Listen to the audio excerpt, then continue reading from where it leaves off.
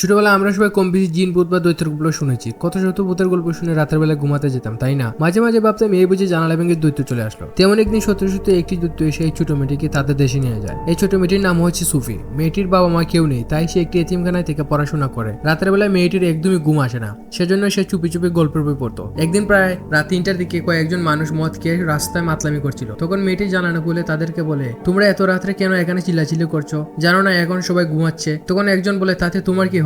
তখন মেয়েটি বলে, তোমরা যদি এখান থেকে না যাও তাহলে আমি কিন্তু পুলিশ ডাকবো। তখন সবাই ভয় পেয়ে এখান থেকে চলে যায়। তখন সুফি তার বিছানায় এসে টর্চ লাইট জ্বালিয়ে লুকিয়ে লুকিয়ে গল্পের বই পড়তে থাকে। কিন্তু কিছুক্ষণ পরে বাহিরে বিড়ালের শব্দ শুনে সে জানালার পাশে যায়। কিন্তু হঠাৎ করেই সে রাস্তার মধ্যে একটি বিশাল বড় দৈত্য দেখতে পায়। তখন দৈত্যটিও তাকে দেখতে পায়। তখন সুফি ভয় পেয়ে বিছানায় এসে চাদর মুড়ি দিয়ে শুয়ে থাকে। কিন্তু দৈত্যটি জ্বালানি দিয়ে তাকে নিয়ে যায়। রাস্তা দিয়ে গাড়ি আসলে দৈত্যটি বিশাল চাদর দিয়ে তাকে লুকিয়ে ফেলে। তারপর মানুষের চোখ ফাঁকি দিয়ে দৈত্যটি উড়ে উড়ে তাদের পৃথিবী থেকে দৈত্যদের পৃথিবীতে চলে যায়। কাপড়ের মধ্যে মুড়িয়ে মেয়েটিকে গাছের মধ্যে ঝুলিয়ে রাখে। তারপর দৈত্যটি তার চাকুদার করতে থাকে। তখন মেয়েটি অনেক ভয় পেয়ে যায়। সে গাছের ডাল বেয়ে পালিয়ে যাওয়ার চেষ্টা করে। জানালা খোলার অনেক চেষ্টা করলেও জানালাটি খুলতে পারে না সে। তখন তার গায়ে লেগে একটি কৌটো নিচে পড়ে যায়। তখন দৈত্যটি তাকে দেখে ফেলে এবং বলে, তুমি কোথাও যাচ্ছ না। তুমি যখন আমাকে দেখে ফেলেছো তখন সারা জীবন আমার কাছেই তোমাকে থাকতে হবে।